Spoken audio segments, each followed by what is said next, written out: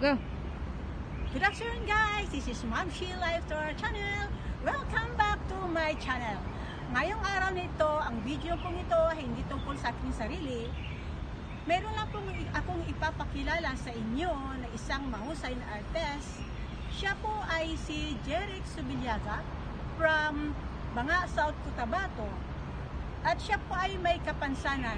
Pero despite po sa kanyang kapansanan, ay nagawa po niyang gawin ang mga bagay na nagagawa po ng mga normal na taong na may kumpletong bahagi ng katawan.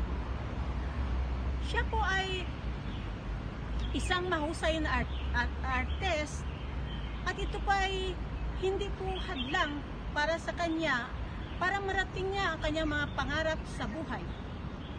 I-share ko po sa inyo ang kanyang video kung saan makikita nyo na nagpe-paint po siya, na naka-scratches lang po siya.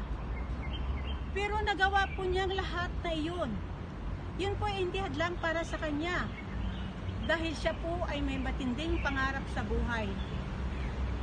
Ang pinaka-dream po talaga niya ay makilala siya at mabigyan ng pagkakataon sa society para ma-recognize bilang mahusay na artist.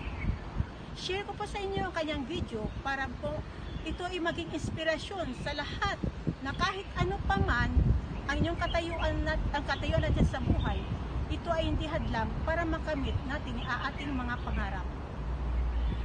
So, manalig tayo sa Diyos, huwag mawala ng pag-asa, dream, at sabayan po natin ng sipag, tiyaga